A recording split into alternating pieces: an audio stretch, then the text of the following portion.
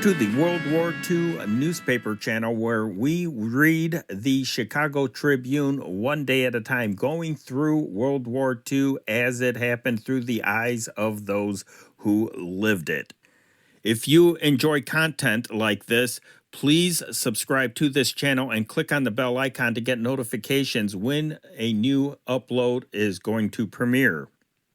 And also, if you want to hear the actual newsmakers, go check out my other channel, the companion channel to this one, the World War II Old Time Radio channel. There we have vintage broadcasts, including newscasts, speeches, old movies, and music. And subscribe to that channel and click on the bell icon. Now for the newspaper. News as read from the Chicago Tribune for Friday, January 24th, 1941. Henry Chop reporting. The weather today. The sun rose at 7:10 a.m. It set at 4:55 p.m. For Chicago and vicinity, increasing cloudiness, occasional light snow in the afternoon on Friday. Saturday, partly cloudy to cloudy with snow flurries, much colder by the afternoon. Moderate east to northeast winds on Friday. The low temperature, 25 degrees. The high temperature, 28. Today's headline, U.S. warned war means ruin. Washington, D.C., January 23rd. In an appearance before the House Foreign Affairs Committee today, Colonel Charles A. Lindbergh pleaded for public resistance to the war hysteria which is being promoted in this nation. Lindbergh punctured the administration's contentions that this nation might be invaded by air. With fire and sincerity, he preached the doctrine that a neglected peace is preferable to a prolongation of the European war and made the committee gasp with the declaration that both Germany and England over a period of years were equally at fault for the conflict in which they find themselves. Lindbergh boldly charged this government's leaders with advancing America along the road to war. He startled a huge crowd with the assertion and a convincing argument that the British cannot win a complete victory even with the aid of the United States. America is strong and can defend itself no matter who is the victor abroad, he asserted. A fighting force of 10,000 planes plus reserves and an army and navy of reasonable size and in modern condition will make any invasion of the country by sea or air impossible, he declared with emphasis. The United States could be bombed by planes which could return to their starting point, but such bombing would have little wartime effectiveness, he said. And he noted that there is not a squadron of such planes existent in the world today. Lindbergh appeared before the committee to oppose President Roosevelt's war dictatorship bill, which takes away from Congress control of its war-making and money powers and gives them to the president. Washington, D.C., January 23rd. General Hugh S. Johnson, distinguished staff officer in the First World War and now a columnist today, told the House Foreign Affairs Committee that President Roosevelt's dictator bill has a tendency to underwrite the war policy of Great Britain. Johnson followed Colonel Charles A. Lindbergh on the witness stand and corroborated the flyer's opinion that no nation could successfully attack the United States at this time. It is highly improbable, Johnson said, that Europe can be wrested from Germany's control. He predicted a war to that end would establish interminable, would cost all the money there is multiplied by 2 or 3, and then would be highly improbable of success. Most of his testimony was in the epigrammatic form of typical of his statements. Among his pithy comments were, quote, "I don't know why people should begin turning up their noses at 3,000 miles of Atlantic Ocean and 5,000 miles of the Pacific in view of the difficulty Hitler is having with 22 miles of the English Channel," unquote. Washington, D.C., January 23rd. Two substitutes for the administration's dictatorship bill were offered in the Senate today by Senator Robert A. Taft, Republican, Ohio, and Senator Edwin C. Johnson, Democrat, Colorado. Each bill is designed to eliminate the blank check power sought for the president in the administration proposal and instead would offer large loans, which could become grants to Britain and her allies. Under Senator Taft's measure, the Reconstruction Finance Corporation could lend Great Britain $1 billion, Canada $500 million, and Greece $50 million whenever it appeared to the president and the Federal Loan Administrator that these countries had no dollars available for war purchases. Security would be required unless the Federal Loan Administration found it not practical for the borrower to give it. Senator Johnson's measure would authorize the president to turn over $2 billion worth of war material and equipment to Britain. New York, January 23rd. William T. Pfeiffer, Republican representative from the 16th Congressional District, a former Tammany stronghold, has startled his constituents by sending them a letter asking them to give their views on President Roosevelt's Lend-Lease bill. Representative Pfeiffer's letter, mailed from Washington, D.C., explained that in line with his promise to keep a finger on the pulse of his district, he was asking his constituents their views on the issue because the so-called Lend-Lease bill sponsored by the president presents a national issue of the utmost importance.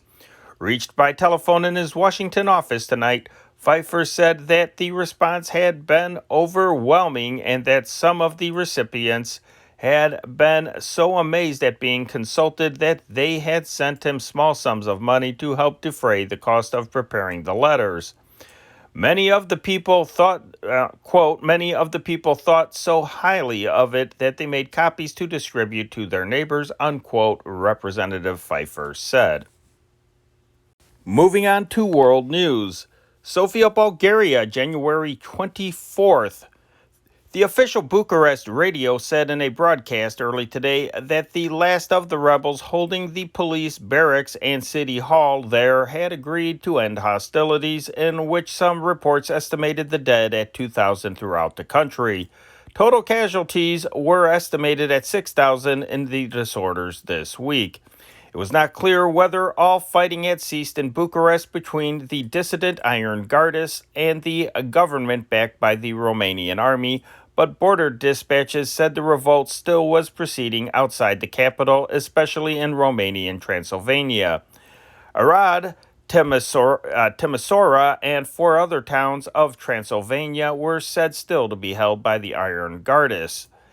An air traveler reaching here said that Romanian troops turned their artillery on 700 to 800 rebels holding the Bucharest police barracks, firing from a distance of 300 yards. He put the minimum dead in the capital in the hundreds. Other reports said there were more than 2,000 dead in Bucharest morgues, including many Jews taken from their homes and killed along with Iron Gardist rebels. The air traveler said Bucharest was like a military camp with fighting in the streets following all rules of modern warfare with tanks, machine guns, and artillery. The rebels were said to be mostly young. The air traveler said they marched in the streets shouting for full power for the government led by Horia Sima, the pro-Nazi leader of the Iron Guard. The new Romanian Minister of Interior, Dumitru Popescu, CU, ordered civilians to yield all weapons to their local authorities within 24 hours, threatening death to those refusing. He also ordered the mayors of every town and village replaced by men who had not participated in the disorders. In a radio appeal to the army yesterday, Chief of State General Ion Antonescu declared the Romanian state was in a critical condition which threatens its existence. People were muzzled by communists have attempted to take over the government by force. The general made his appeal to the people and the army at 3-minute intervals after the government apparently regained control from the Bucharest radio station from the rebels Wednesday night. At that time, what sounded like revolver shots broke off a rebel Iron Guardist broadcast. The repeated broadcasts were taken as an indication that the revolt was not yet quelled. Berlin, January 23rd. German authorities this noon admitted that they had news of clashes in Bucharest and other centers, but declared that the news from Romania was too scarce to provide a clear picture of what was happening. Romania could not be reached by phone from American offices in Berlin tonight. The Deutsche Diplomatische Politische Correspondence, the news service of the Foreign Office, asserted that the slaying of Major Doring, a German expeditionary staff officer in Bucharest on Monday, proves England has not given up her attempts to create unrest in the Balkans. The Germans state they are convinced that the present uprisings in Romania are not directed against German occupation. The Germans are estimated to have more than 200,000 troops in Romania. The Foreign Office news service said, quote, if unrest develops in Romania in consequence of the attacks on the German officer, the reason for this was the clash of opinion among the different groups as to whether Romanian officers could be reproached for failing to take all precautions necessary to protect the life of a foreign officer who came to the country as a friend, unquote. A checkbook, money, and passport of the assassin who shot Major Doring, as well as the secret document found on him from which side the blow came, the Germans asserted, hinting at the British Secret Service. The assassin was described as of Turkish birth, but a Greek citizen. The Germans stated that the German Reich will not forsake Romania in its hard fate, unquote. They pledged their full support for General Ion Antonescu, who took over control of the country with the help of the pro-Nazi Iron Guard leaders and now finds the Iron Guard opposing him in many important problems facing Romania. The Iron Guard, it was stated, remains opposed to the compromise with Soviet Russia and is agitating against concessions their country had to make to Hungary, quote, upon advice, unquote, from Rome and Berlin. The cession of part of Transylvania, that means. Special significance is attached to the visit in Berlin of Hungary's War Minister, General Charles Bartha, who arrived in the German capital with a big staff. The Danube River and Hungary's railroads played a big part when German troops were shipped through neutral Hungary to Romania. Istanbul, Turkey, January 23rd. Some Turkish newspapers expressed the opinion today that the United States might be urging Bulgaria to resist any Axis demands that might spread the war and suggested that it was for this reason that Colonel William J. Donovan had gone to Sofia. Colonel Donovan is an unofficial American observer on a secret European mission. The Axis would never have the courage to open a new front in the Balkans if they were sure that the Balkan countries all intended to defend their homelands, said the newspaper Ixdam. There is no doubt that Donovan's visit to Bulgaria is made for more than just to gather information. He must also have carried a message to King Boris not to yield to Axis provocation. The one road to safety for Bulgaria is resistance. Presumably the reference was to speculations that the Axis might demand the privilege of sending troops into or through Bulgaria. All the Balkans and Britain and even the United States are behind Bulgaria if she resists. Informed Bulgarian sources expressed the belief that Colonel Donovan had made a point of the position of the United States as a friend of small nations, but that Bulgaria feels herself too weak for any resistance should an emergency arise. Cairo, Egypt, January 23rd. Britain's army sent patrols farther into Libya today and laid claim to more than 14,000 prisoners taken in the capture of the vital Italian base of Tobruk. The motorized units starting beyond Tobruk were reported to have reached positions in the region of Derna, the next important fascist base to the west, lying 95 miles from Tobruk. Heavy raids upon Derna were reported by the RAF, and barracks and other military targets were declared to have been struck by tons of bombs. Far away in East Africa, fighting also was reported. In Italian, Eritrea said British headquarters here, British troops were, quote, in contact, unquote, with Italian forces which already had been driven back from the frontier of the Anglo-Egyptian Sudan. The Italians were declared to be attempting to hold two major positions, but the British command asserted, quote, operations continue to develop successfully, unquote. Along the Ethiopian front, British troops maintained their, quote, pressure, unquote, upon the Italians, it was said, and from Kenya colony, British patrols continued an offensive action. The fall of Tobruk was described by the British as a major fascist disaster. Aside from the 14,000 Italian prisoners taken so far, 2,000 Italian wounded were evacuated during the day. A dispatch from Sydney, Australia to London said 25,000 prisoners had been taken at Tobruk.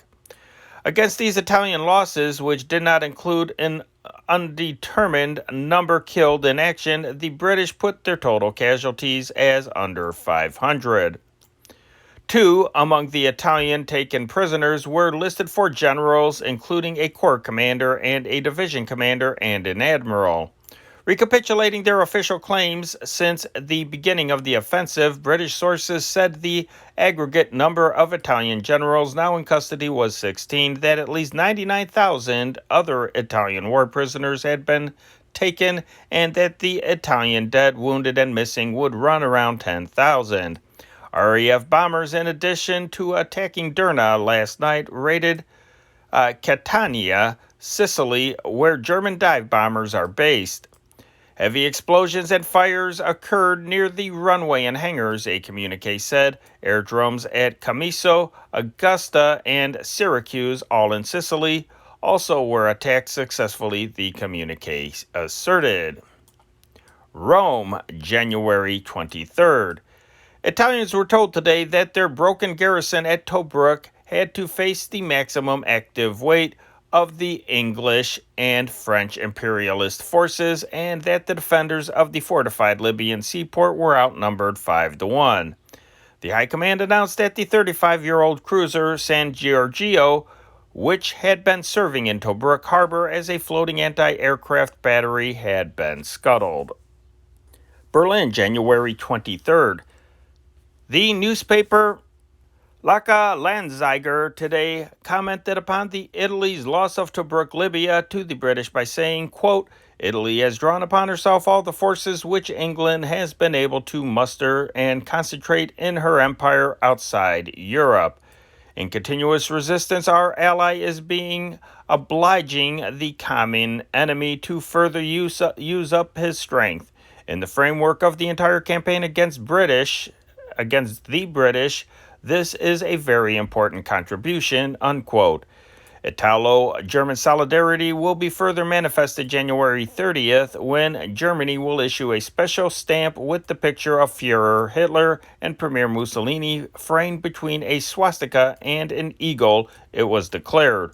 Across the top of the stamp will be written the words, "Two nations, one struggle," unquote. Most of the receipts from the sale will go to Hitler's Culture Fund. It was stated also that Italy will issue a solidarity stamp in various denominations. Cairo, Egypt, January 23rd. Former Emperor Haile Selassie has been inside his old Ethiopian kingdom since January 15th. It was officially disclosed by the British tonight. Wearing the uniform of a field marshal of the Ethiopian army, the Negus drove across the Sudan border into Ethiopia and is somewhere in the heart of his country coordinating the activities of its patriots with the work of a British military mission. Without an empire for 5 years since the Italians invaded his country, Selassie previously was reported at Khartoum, Anglo-Egyptian Sudan. A small British mission has been deep in the interior of Ethiopia for months, raising a native army and drilling it despite efforts by the Italians to locate and destroy the group. Berlin, January 23rd. Germany now has at least 4 heavy cruisers available for high seas raids, it was indicated today. The Kriegsmarine, the official organ of the German Navy, published a photograph of 2 heavy cruisers, each equipped with 8-inch guns mounted in triple turrets and presumably recently put into commission. One of the cruisers probably is the Seydlitz of 10,000 tons. The other heavy cruisers in service for some time, the Admiral Hipper and the Prinz Eugen, have their guns mounted in twin turrets. It was reported tonight that long-range bombers attacked 2 steamers west of Ireland so effectively today that, quote, their loss must be assumed, unquote. The flyer said the sailors on the 2 ships were taken to lifeboats as the planes flew away. London, January 24th. London early today seemed due for the 4th night in succession without an air raid, with thick weather over the Dover Strait apparently holding German bombers to the ground. British planes again have taken up the winter attack on German industrial centers, the Air Ministry reported, bombing steel, oil, and munitions targets in Dusseldorf through cloud gaps for 2.5 hours Wednesday night. It was the 21st raid on the area. Other sections of the Ruhr also were bombed. Chongqing, China, January 23rd. Central News Agency of the Central Chinese government reported tonight that Chinese mines sank 2 Japanese ships on January 17th in the Yangtze River below Hankow. The agency said 260 Japanese went down with the ships, a small gunboat and a large steamer. London, January 23rd. The British War Office cracked down hard today on the Colonel Blimp school of thought in its modern army and relieved of his command Lieutenant Colonel R.C. Bingham, who wrote a letter to the Times saying British officers unblessed by, quote, the old school tie, unquote, had fallen down on the job. Colonel Bingham, who wears the tie of Eton, commanded an officers' cadet training unit. His letter complained that new officers drawn from the working classes as contrasted with the, quote, old aristocratic feudal almost classes who led the old army, unquote, thought only of themselves, quote, never was an old school tie, and the best it stands for more justified than today, unquote, he added. This aroused bitter comment in Parliament and elsewhere. Today, the new Secretary of War, Captain H.D.R. Margison, demonstrated that he intends to rule the War Office with the same iron hand he used so effectively in 9 years as chief government whip in the House of Commons. He told the House he had asked Bingham for a report and had determined that the colonel committed a breach of the King's regulations. These forbid officers and men to communicate to the press their views on military subjects. Quote, an expression of the Army Council's severe displeasure has been conveyed to Colonel Bingham, unquote, said Margison. Quote, in addition, I have decided that this officer is no longer suitable for command of an officers' cadet training unit, unquote. The House cheered and the secretary added, quote, and I have given instructions for him to be relieved of his command, unquote. Officers from other than the aristocratic schools were given their first major break several years ago when Leslie Hoare Belisha, then Secretary for War, shook up the Army command from top to bottom to eliminate deadwood and inject new and vigorous blood. Colonel Bingham won the Distinguished Service Cross and the Italian Silver Medal in the World War as a regimental commander of Royal Fusiliers. He is 55 years old. Shanghai, January 24th.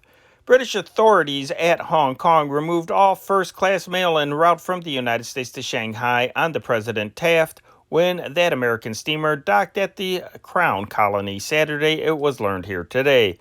Before the ship continued her voyage, the British returned a small portion of the mail and retained the remainder for censorship.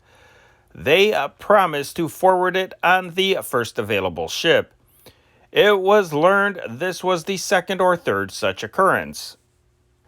Washington, D.C., January 23rd.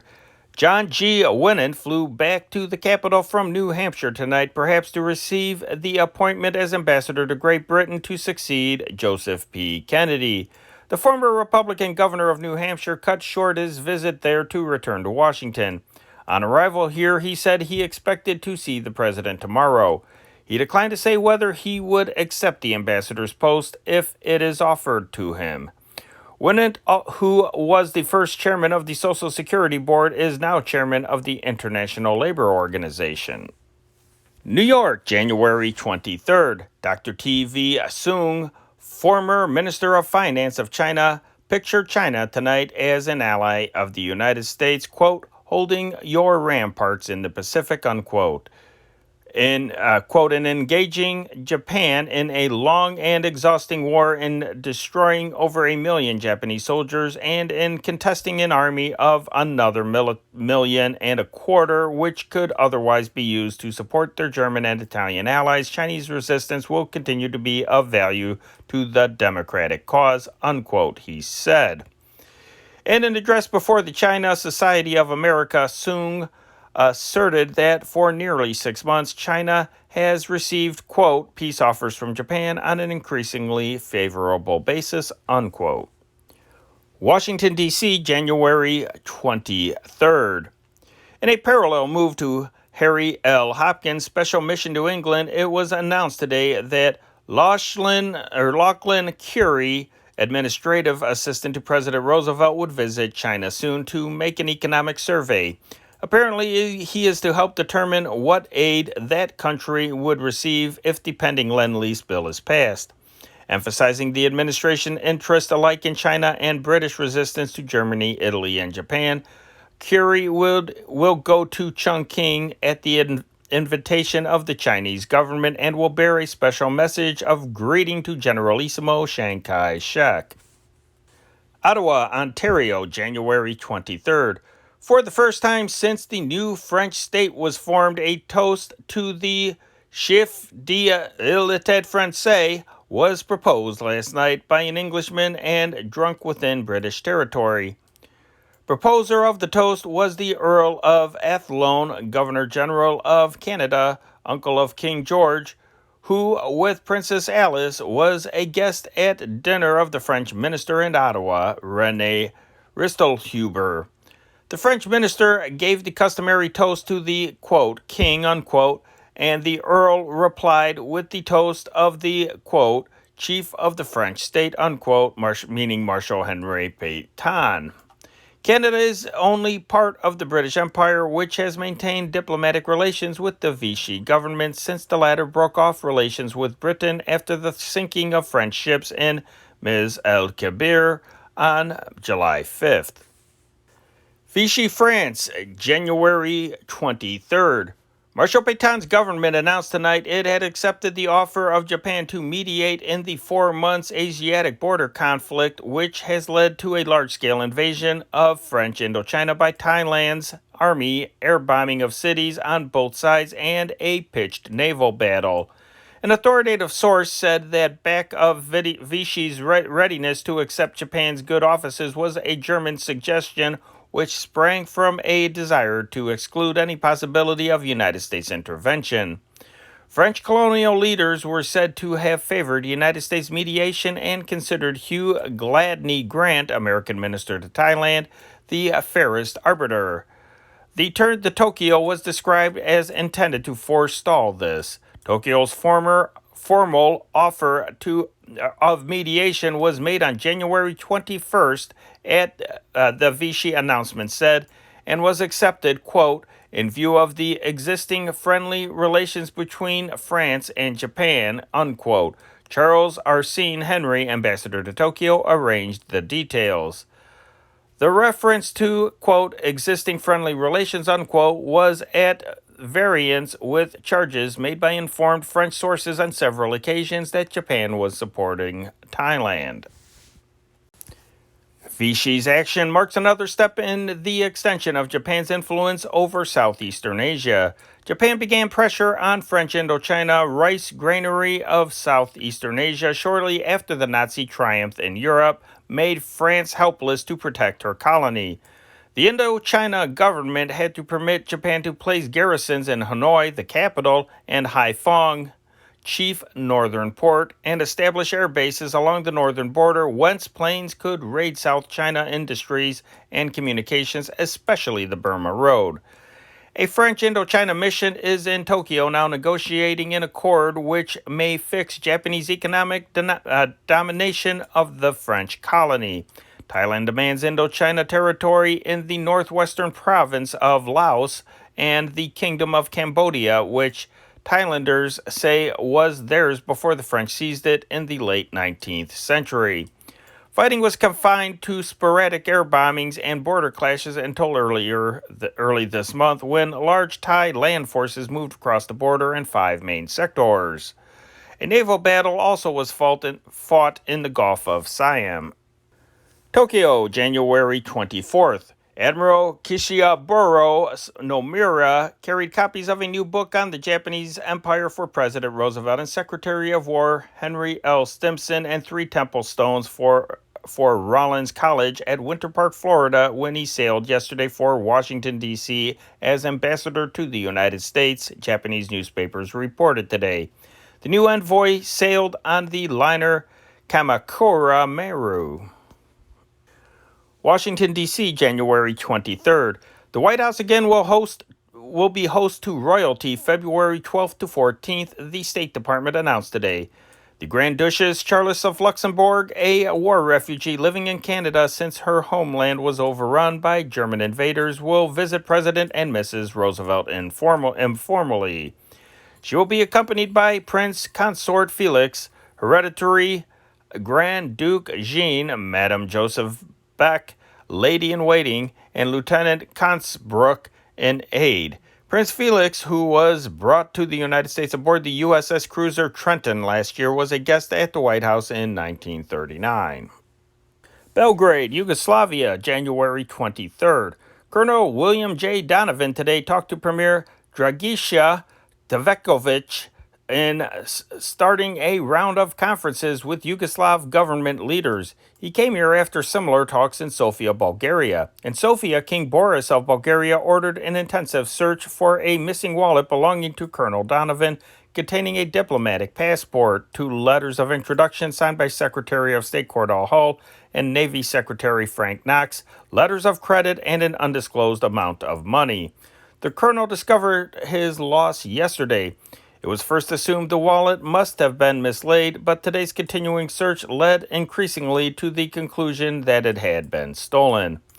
Asked at the United States legation in Belgrade if he also had lost important documents, Donovan replied, quote, "I have no documents. I have it here," unquote, and he pointed to his head. Horta, the Azores, January 23rd. Wendell L. Wilkie paused at this island of 20,000 today. Because of translation difficulties and despite his explanations, most of the natives believed they were entertaining the President of the United States. The 1940 Republican candidate had to stop over on his trip to London until tomorrow because a gale grounded the Pan American Clipper. London, January 23rd. A controversy over whether women members should wear lipstick while on duty stirred the British Red Cross today.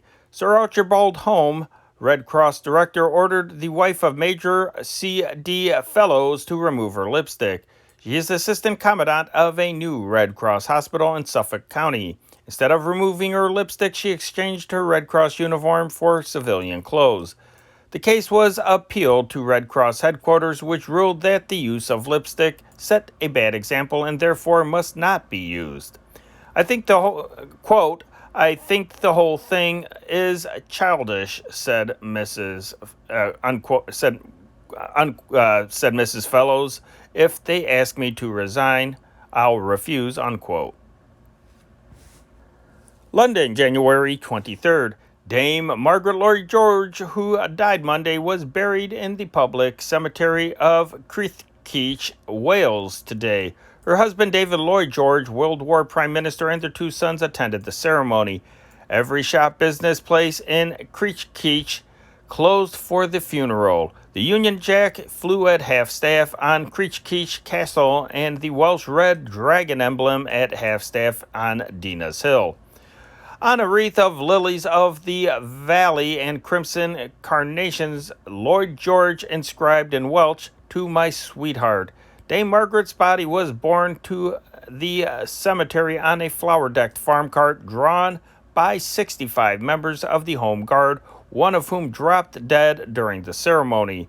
Among hundreds of telegrams of sympathy were those from President Roosevelt, King George VI, and Queen Elizabeth. Dublin, Ireland, January 24th. A fierce fire in Dublin Castle early today destroyed the Ministry of Commerce offices before it was brought under control. Firefighting brigades struggled for 2 hours before checking the flames. The blaze was discovered by a newspaper messenger while taking copy to the offices of the censor for approval. The famous castle, which dates back to the 13th century, now houses government offices. The castle is the nucleus from which the city of Dublin is said to have developed.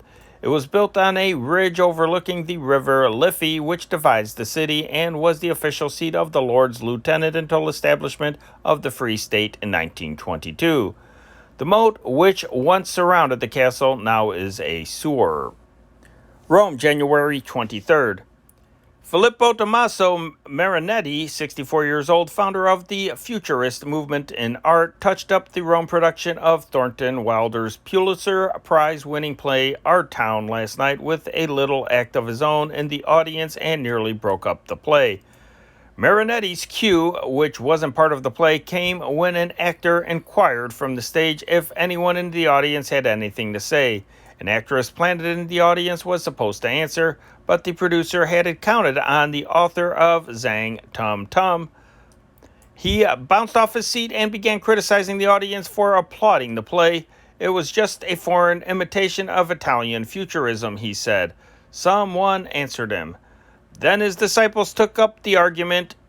Order finally was restored and the play went on. And now back to national news. Washington, D.C., January 23rd. The administration cracked down on the lumber industry today with a threat to draft it for government service if it does not voluntarily reduce its prices.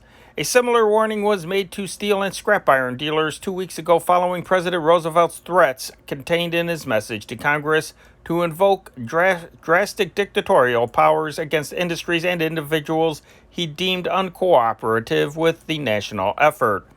Defense Commissioner Leon Henderson, who issued the reprimand to the ironmen today, told representative of the lumber industry that its prices are too high and that unless the situation is improved, he would recommend government price fixing.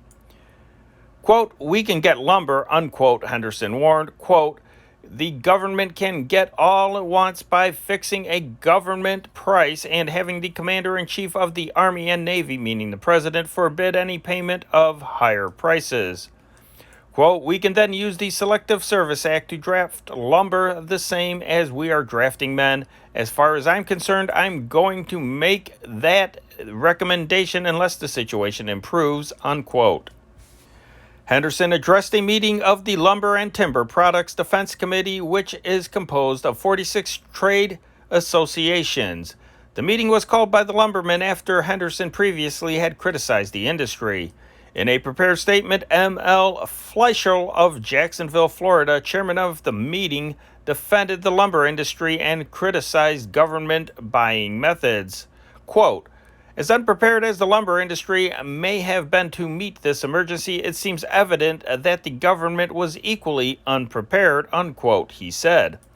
Fleischl explained that the lumber industry already urged a system of centralized bidding procedure, a system which had resulted in lower prices on War Department orders since last October. Washington, D.C., January 23rd. Men in Army camps drink more coffee than they used to at home, and in the Navy they consume more ketchup. Otherwise, reported William S. Knudsen, Defense Production Director, their eating habits are little changed. Washington, D.C., January 23rd. A deluxe CCC camp, which numbers among its enrollees 15 recent Dartmouth and Harvard graduates, is under fire in Congress. The camp near Sharon, Vermont, was opened January 1st for the avowed purpose of training future CCC leaders. It is under the supervision of the Department of Agriculture. Describing the camp as one for overprivileged, Representative Albert J. Engel, Democrat, Michigan, member of the House Subcommittee which passes on CCC appropriations, said he will demand a thorough investigation. He said he wrote the Agriculture Department on January 4th for a report, but has received no answer. Washington, D.C., January 23rd. More money was spent on the 1940 presidential election by the Republican and Democratic parties than was ever spent in our history to influence the choice of a chief executive. The Select Committee of the Senate appointed to investigate campaign expenditures reported to the Senate today that incomplete figures indicated a total expenditure by all parties and other groups of $22,740,313. Of this amount, the Republicans expended about $15 million in the effort to elect Wendell Willkie, and the Democrats spent $6 million to re-elect Mr. Roosevelt. Washington, D.C., January 23rd. Dean G. Acheson, former Assistant Secretary of the Treasury, was nominated by President Roosevelt today to be Assistant Secretary of State. He will succeed Henry F. Grady of San Francisco, who resigned December 28th to become president of the government-controlled American President Lines, formerly the Dollar Steamship Lines. The president also renamed Frank C. Walker for the Postmaster Generalship in the cabinet and nominated B. Howard Cochran to be United States Attorney for the Southern District of Indiana, and William Squire Wood to be Brigadier General of the Wisconsin National Guard. All the names were sent to the Senate for confirmation. Acheson's appointment was interpreted as presidential payment of a political debt. Acheson was one of several Treasury officials who have resigned during the New Deal administration because they reportedly could not stomach Mr. Roosevelt's fiscal policies. But a month before the 1940 election, Acheson came out for the third term for Roosevelt. For 25 years, the tipping habits of the American traveling public have been the particular study of John A. Bowers, Negro Redcap in the Grand Central Terminal in New York City. By his own admission, he can tell a stiff, one who doesn't tip, from a right guy as soon as he gets off a train. He was called yesterday to give federal judge Philip L. Sullivan the benefit of his expert knowledge in a suit which the International Brotherhood of Redcaps brought to collect $1,600,000 from 8 railroads. The minimum wage for Redcaps was fixed by law at 25 cents an hour for the year beginning October 24, 1938. On October 24, 1939, the minimum was raised to 30 cents an hour. The suit charges that the railroads failed to pay the men the difference between what they received in tips and the fixed minimum wages during the period from October 24, 1938 and last July, when Redcaps were placed on regular payrolls. Tips, said Bowers, range from not so much as a thank you to $5. 10 cents is a popular fee that many include carrying a trunkload of bundles. 25-cent tips are unusual, dollar tips are rare, and $5 tips are almost unheard of, unquote. Similar testimony from more than a score of Redcaps is expected to be introduced before the trial ends. St. Louis, Missouri, January 23rd. After an all-day investigation, officials of Transcontinental and Western Air tonight indicated that the company's big sleeper plane crashed just outside Lambert St. Louis Field while landing here at dawn today after striking a tree with a wingtip in a steep close to the ground. The crash brought death to 2 and injuries to 12 persons aboard the Douglas DC-3 bimotored ship. The version of the tragedy was reconstructed by John A. Collings, TWA's Superintendent of Operations, after talking in a hospital with Orestes J. DioGuardi, co-pilot of the airplane who survived the shock with a fractured jaw and leg. The latter, according to Collings, said, the flight was proceeding normally on instruments and as the plane passed over the radio range station in its final approach to the field at the prescribed altitude. The plane let down and the pilot, Captain P.T.W. Scott, who was killed, saw the lead-in lights at the approach to the number 1 east-west runway. Quote, Captain Scott started applying power as the plane continued over the field for an approach on the number 6 runway in accordance with advice from the control tower. During the turn beyond the west end of the number 1 runway, I thought the airplane brushed something, and after that, remembered nothing until I was taken out of the wreckage, unquote. Collings said the big airliner, which has a 95-foot wingspread, passed over the airport at a height of between 250 and 300 feet beneath clouds that were no higher than 400 feet. There was haze and a light drizzle over the field at the time, with both temperature and dew point at 32 degrees, ideal icing conditions. Quote, we found that there is a considerable rise in the ground to the west of the field, and sections of the tail found there indicate that the airplane brushed the tops of the trees and part of the tail group was torn off. The plane then plowed straight ahead through some high-tension wires, landed on the near side of the road beyond the west boundary of the field, and came to a stop across the road, unquote. Examination of the plane's surface immediately after the accident showed no ice accumulation. Dead with Captain Scott, one of TWA's 1.5 million-mile pilots who had been with the company for 7 years, was J.F. Mott, master mechanic for the company, who had been chief of maintenance at Cambridge, New Jersey Airport, and who had previously boarded the plane at its last previous stop, Kansas City. Havana, Cuba, January 23rd. 5 naval units returned to Havana tonight after a fruitless 2-day search of Cuban waters for the plane of John Morris Jr. and Dr. F. Eaton of Miami, Florida, who were reported missing on a flight from Havana. The government announced the search was ended and listed the pair as definitely lost. New York, January 23rd. The United States line said today that it would take at least another week to free the liner Manhattan aground near West Palm Beach, Florida. And now for local and regional news. When Chicago gets its enlarged flying field of 620 acres bounded by 55th and 63rd Streets and Cicero and Central Avenues, the city will have the finest air terminal in the United States and probably the most modern and carefully planned airport in the world. This statement was made yesterday by air experts who saw plans for the airport as it will be when it is completed about June 1st. While not the largest field in the United States, several have greater area, the airport will be able to handle more traffic than any other. This will be because its runway system is planned so that its dual parallel runways provide strips for simultaneous landings and takeoffs in 8 directions. No other airport in the world has dual runways, although most of them must come to this system soon. With dual runways, there need be no delay for planes either in the air or on the ground. One runway can be used for landings under any wind conditions, while the other, its parallel counterpart, can be used for takeoffs. The dual system has become a necessity here because there are more than 125 daily scheduled airline arrivals and departures at Chicago Airport, and hundreds of military and private planes operate from the field.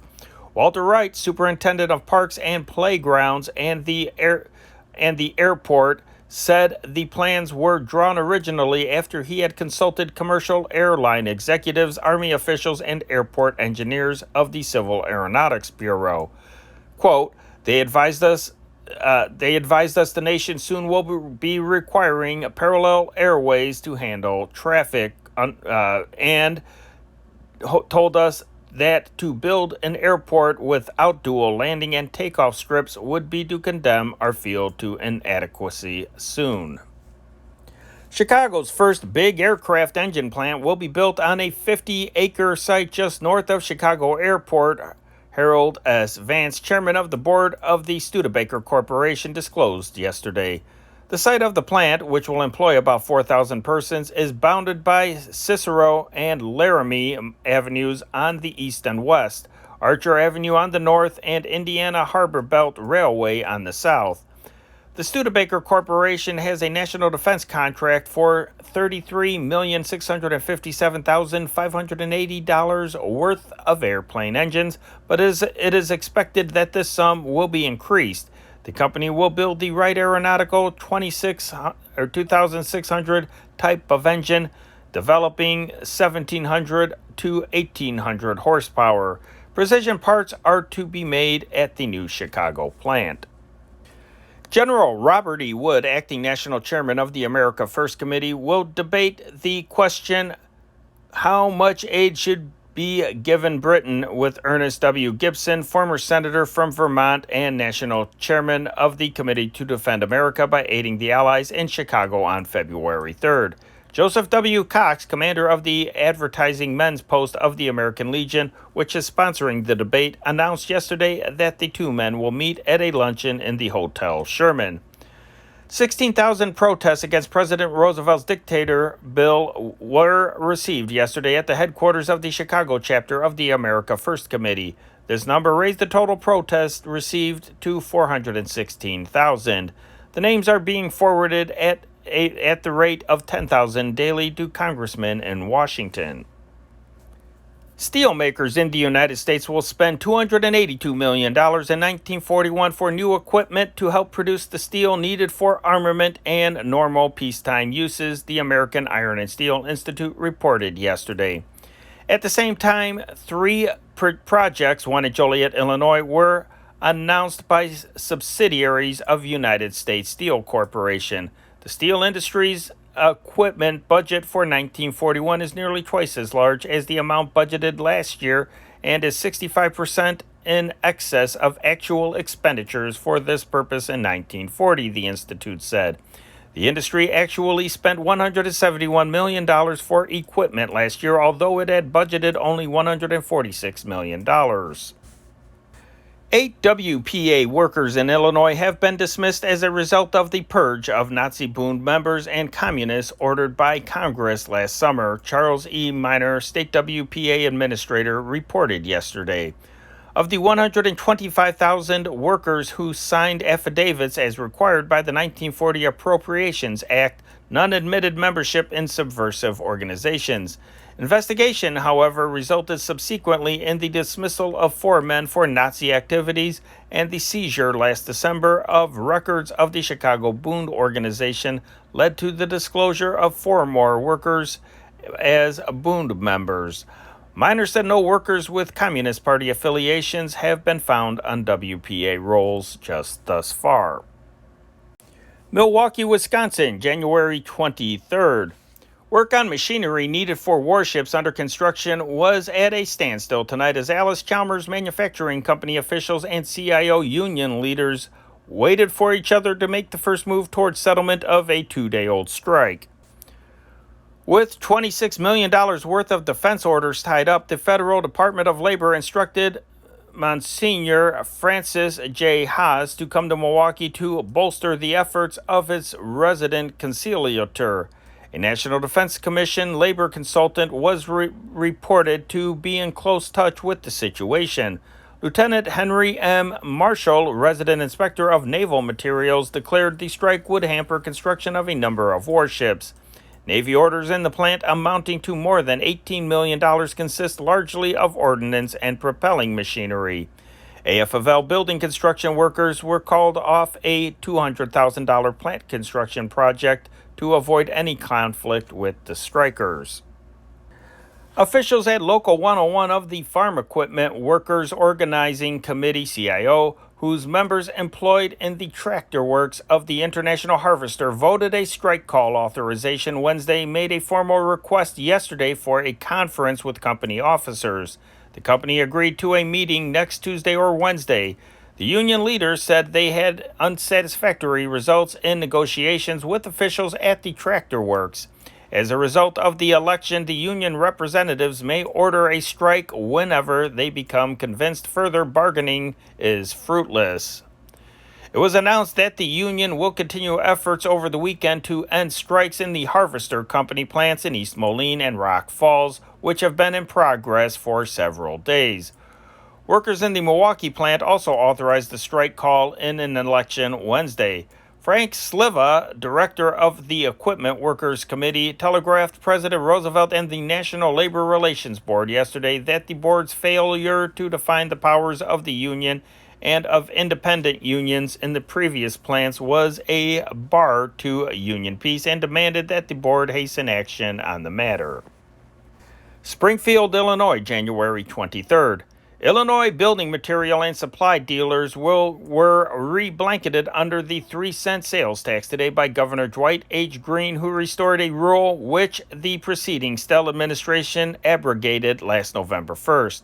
Governor John Stell, whose 100-day Democratic rule filled the gap between the death of Henry Horner last October and Green's inauguration last week, was criticized widely for releasing the building material concerns from the obligation to pay the tax.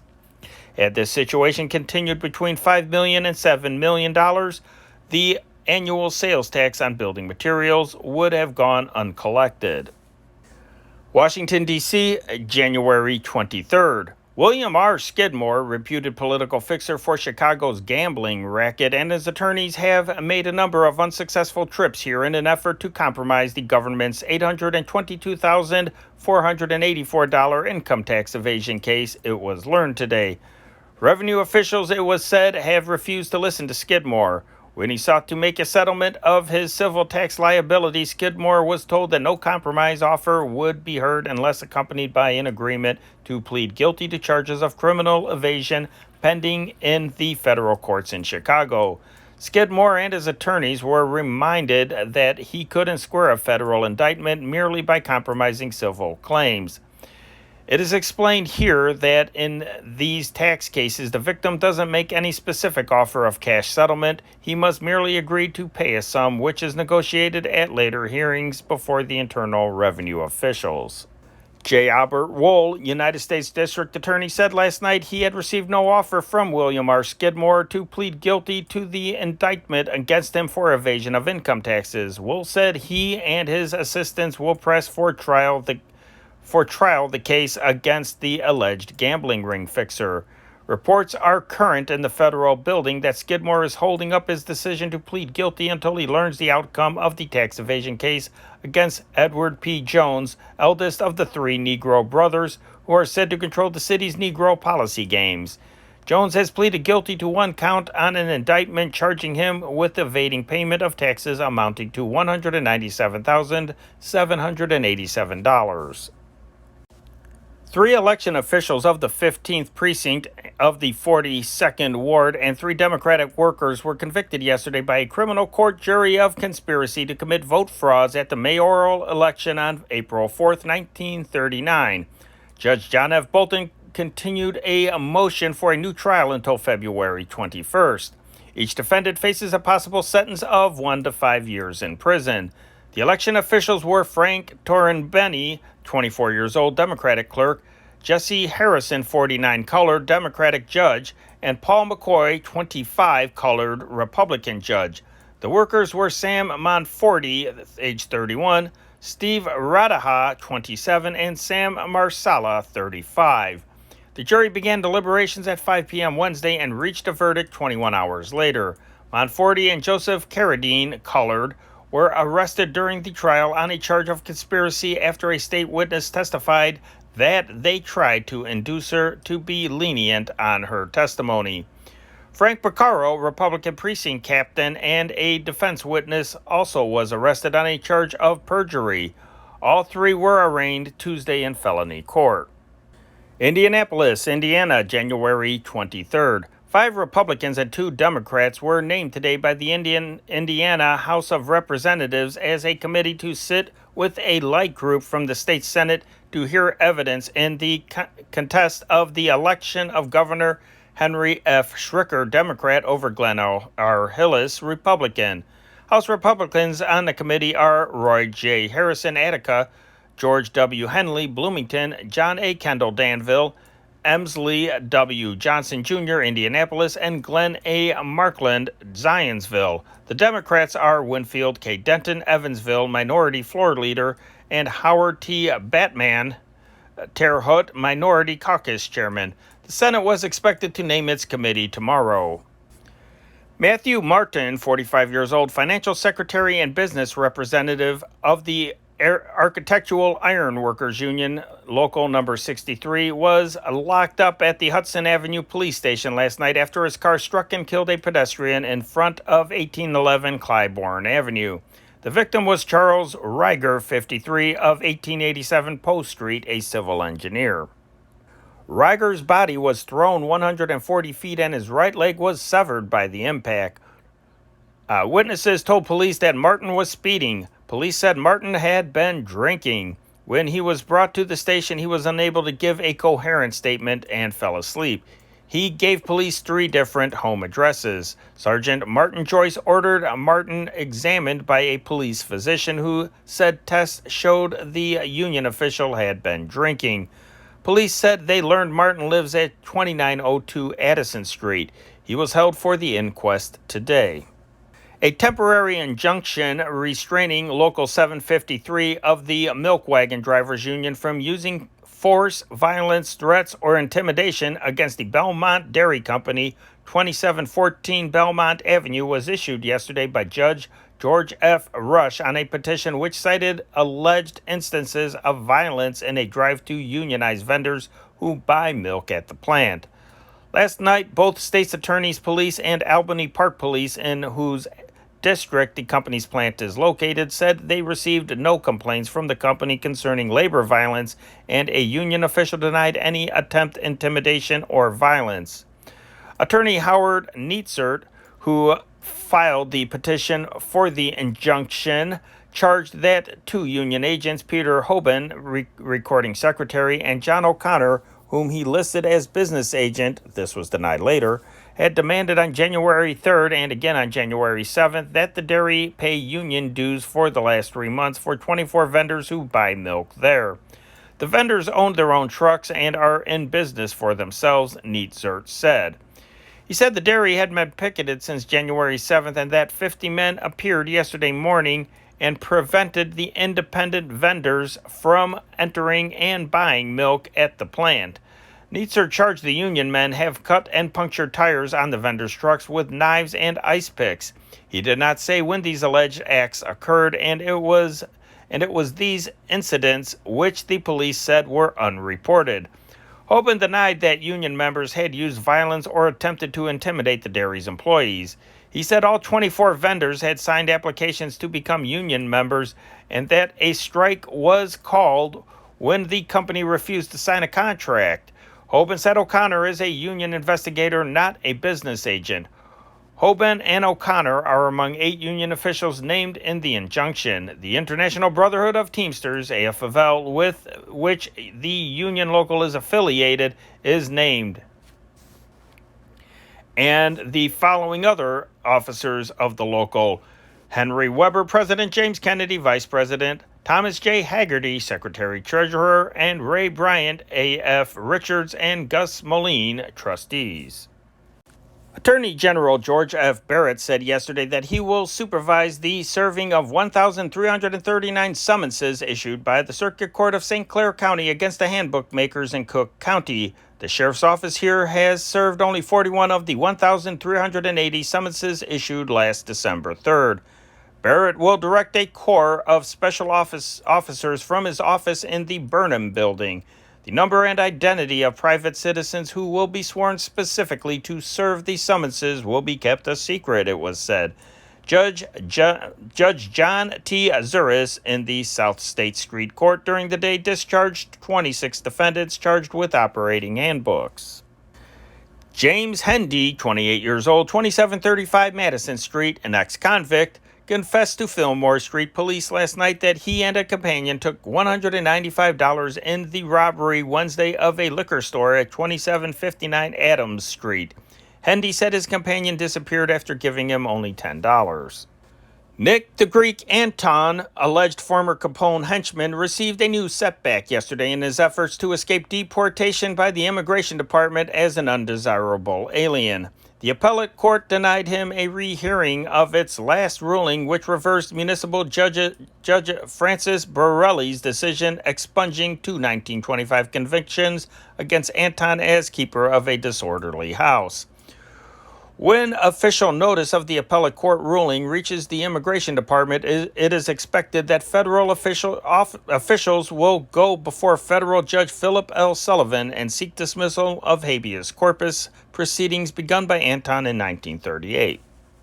Pontiac, Illinois, January 23rd. Federal and state warrants were issued today against Martin Isley, father of Ernest Raymond Isley, 22 years old, who was shot fatally yesterday in a battle with officers who sought to arrest him as a draft evader. The elder Isley, a farmer, is reported near death in a hospital here, suffering from bullet wounds received in the fight. The officers, Deputy United States Marshal Eugene Ahrens and Chief Deputy Sheriff Robert Jones, are in the same hospital recovering from severe stab wounds. A warrant charging Isley with resisting and assaulting a federal officer was issued in Springfield. A state warrant charging Isley with assaulting Deputy Sheriff Jones was issued by Livingston County authorities. Assistant United States Attorney G.R. Kennedy of Peoria said the young man's father had threatened violence if an attempt was made to force his son to register. He termed the matter a case of willful violation rather than that of a conscientious objector. Derry Drugan, Prohibition beer runner, has spent most of the time in bed since a recent operation for stomach ulcers. He can neither stand erect nor sit normally. His weight has gone down from 140 pounds to 80, and no one knows when he will be up and around again. This was disclosed yesterday by Dr. D.F. Brooke of Barrington in a letter to Justice of the Peace Samuel S. Smith in Highland Park. Drugan was to have appeared at a deposition hearing before Smith to discover what assets the government might seize to satisfy two judgments totaling $612,000 in unpaid income taxes, penalties, and interest. At the suggestion of Assistant United States Attorney Joseph M. Solon, the hearing was continued to February 3rd. Drugan is bedridden on his farm southeast of Lake Zurich.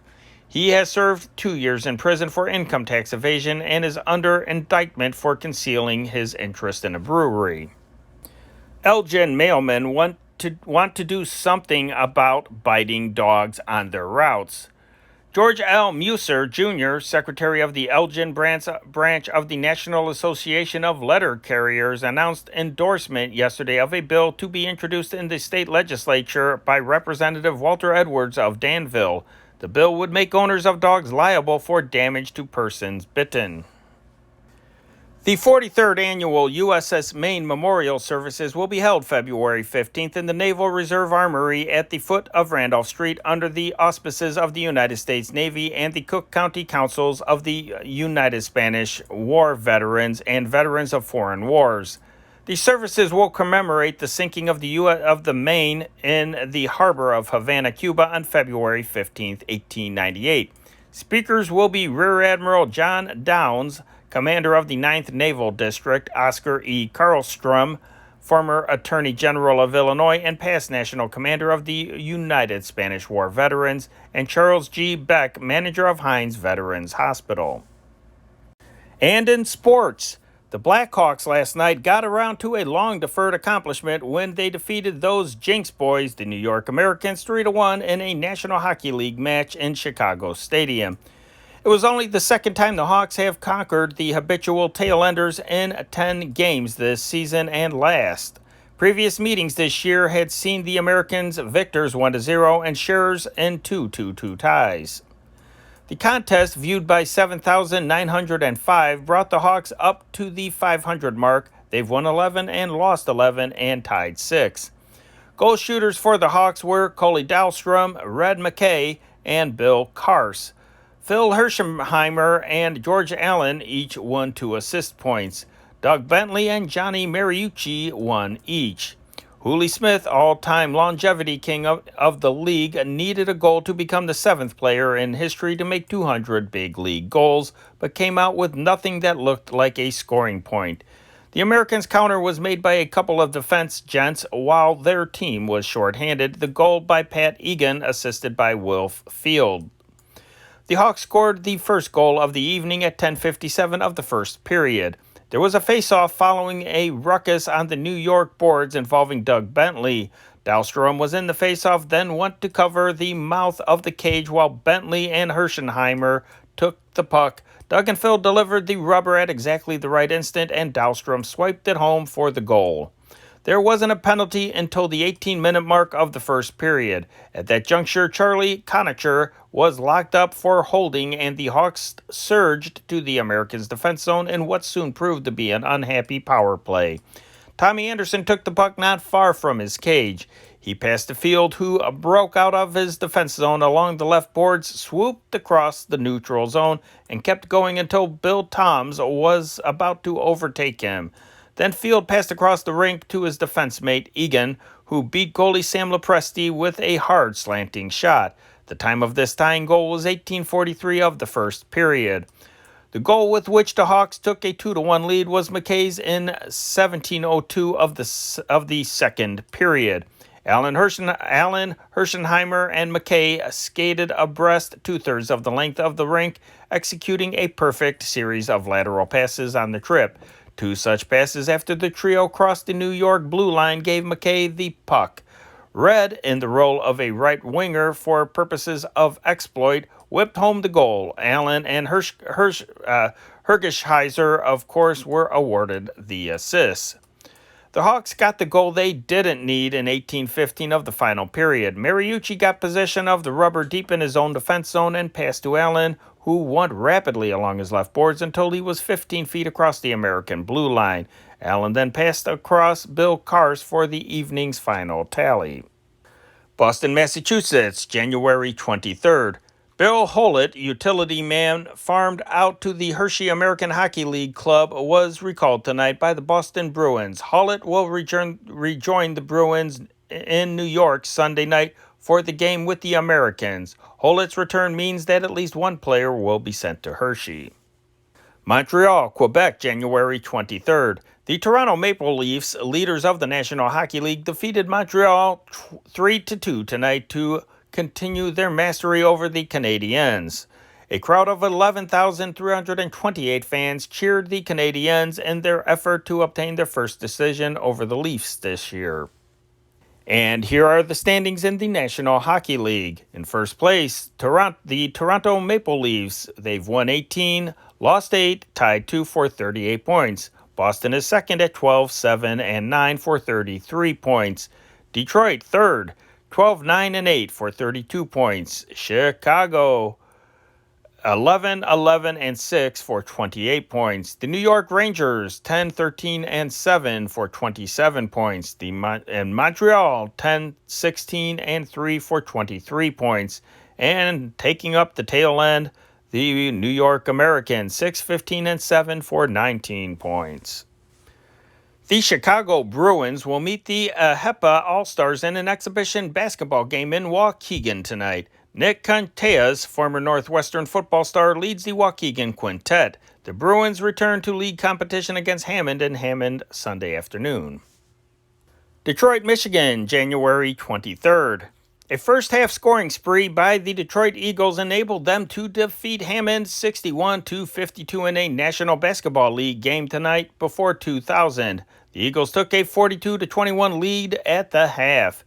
Bob Callahan and Ed Sadowski accounted for 34 of Detroit's points, Callahan getting 19.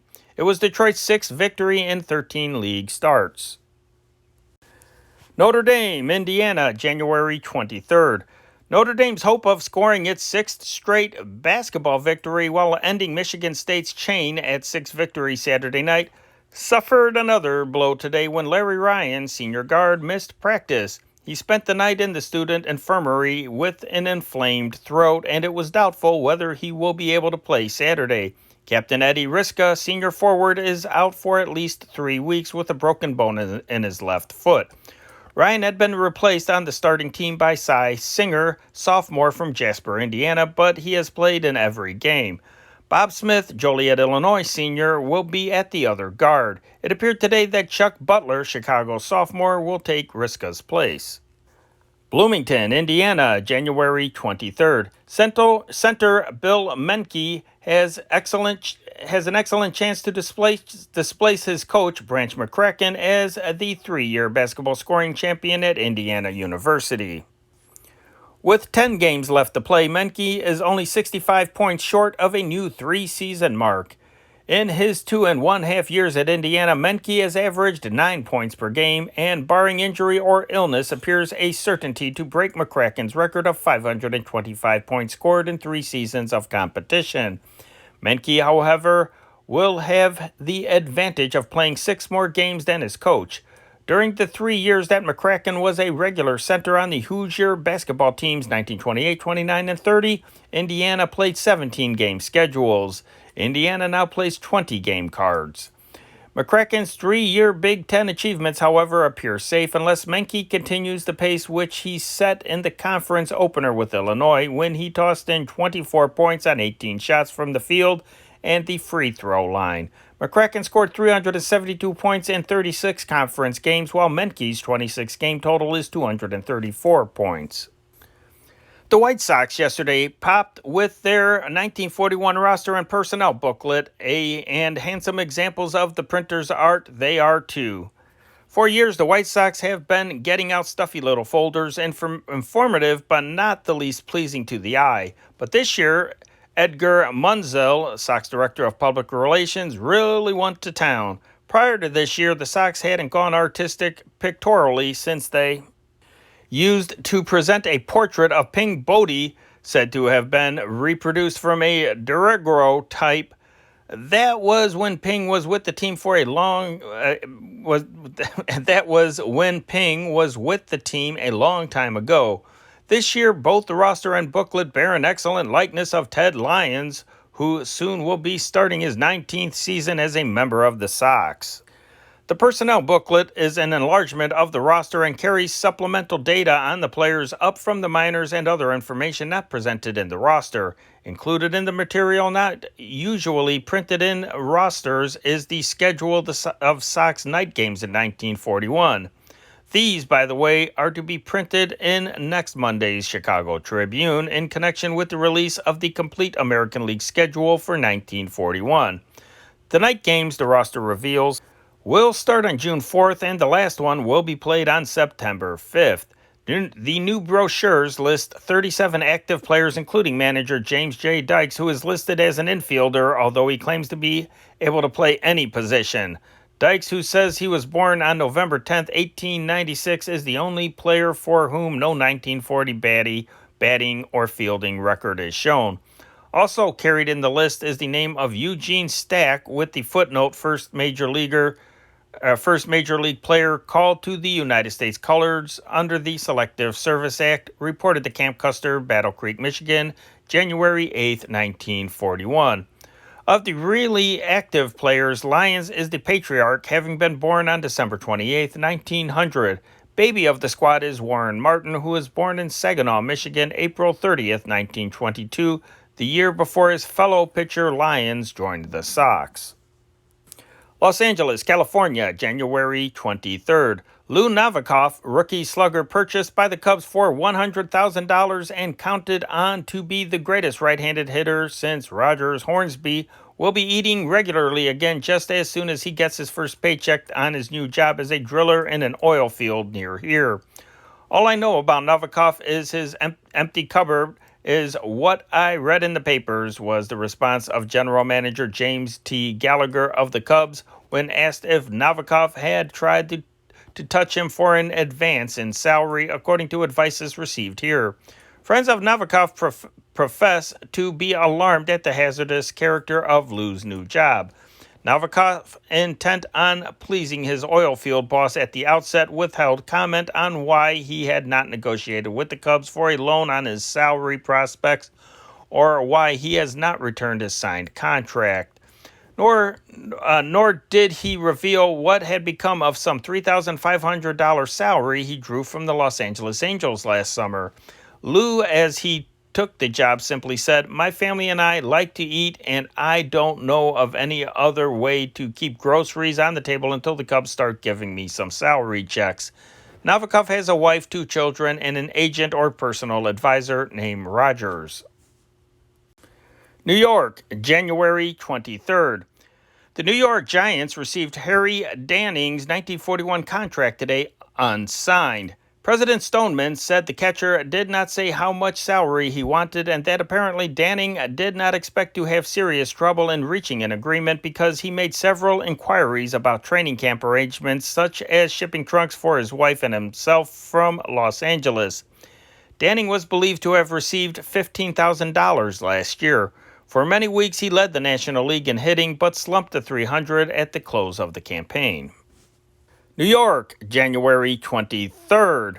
Confronted with the prospect of having outfielder Maury Arnovich drafted for military service in the middle of next season, the New York Giants suggested to him today that he enlist immediately so that his year of training would not break up 2 years of baseball. President Horace Stoneman said he had written Arnovich in Superior, Wisconsin, offering this procedure as a solution to an apparently inevitable draft next summer. Arnovich's order number is 212, and the Board of Appeals in the 7th District of Wisconsin last week denied an application for deferment, indicating that he might be called by June 1st. Minneapolis, Minnesota, January 23rd.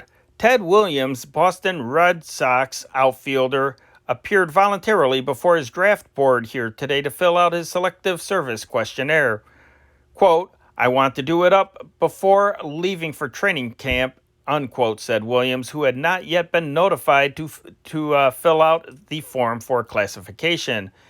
A board official who assisted the lanky 23-year-old distance hitter said Williams' number is 648 and that it was, quote, "unlikely he will be called before the end of the baseball season," unquote. He also intimated Williams may possibly be deferred for being the sole supporter of his mother. Williams, a few days ago, was reported to have signed a new contract calling for a salary of $18,000, a $5,500 increase over last season, but he said today, quote, "I haven't signed yet," unquote. New Rochelle, New York, January 23rd. A showdown between football and baseball for Ace Parker probably will come within a week or two, manager Frankie Frisch of the Pittsburgh Pirates said today. The great halfback of the Brooklyn Football Dodgers, who last week was named the most valuable player in the National Football League, is a candidate for shortstop with the Pirates. Frisch admitted the award complicated the diamond ambitions of the 28-year-old former Duke University star. "Everybody knows Parker will play football next year," the Pittsburgh Pilot commented. "He's got to. Why? He's the Ty Cobb, the Honus Wagner of pro football. He's the big shot. I'd like to take him to camp with us next month. I like his competitive spirit, and I have good reports on his playing. But suppose he makes the grade with us. He still has to report for football about August 11th or 12th. That's right in the middle of our season, and you can see the difficulties involved in leaving the ball club then. Something might happen to Archie Vaughn, and we'd be depending on Parker." Frisch said he talked to Parker last week in Pittsburgh and that Parker expected to let the club know soon whether he wished to try to swing a baseball career in addition to his football duties. The Pirates' regular shortstop is Vaughn, one of the National League's leading hitters. A few years ago, Parker's choice would have been easy. He aspired to a baseball career and upon graduation from Duke signed with the Philadelphia Athletics, but he couldn't hit a curveball. He couldn't hit curveball pitching, and Connie Mack shunted him to the minors. Pittsburgh bought him from Portsmouth, Virginia, and farmed him out to Syracuse, where he apparently learned to hit curveballs. When the Pirates bought him, they didn't know he had an ironclad contract to play football. Frisch talked the conflict over with him and warned of the hazards of football, broken legs, and the like. Last May, Parker's leg was broken playing baseball. He was hitting .394 in the International League at the time. New York, January 23rd. Babe Ruth, in bed since Sunday with a mild attack of influenza, was feeling much better today. Mrs. Ruth said Ruth's temperature was only slightly above normal, 99.6 degrees, and that his laryngitis was showing signs of clearing up. The former slugger, however, was still under the care of a nurse and probably will be in bed for another week. Milwaukee, Wisconsin, January 23rd. Thomas Edward Stidham, head football coach and athletic director at the University of Oklahoma since 1937, has signed a contract as head football coach at Marquette University. This was announced tonight by athletic director Conrad Jennings and William L. Coffey, alumni chairman of the athletic board. And that is sports, and that is news. Henry Chop reporting for Friday, January 24th, 1941. Have a swell day.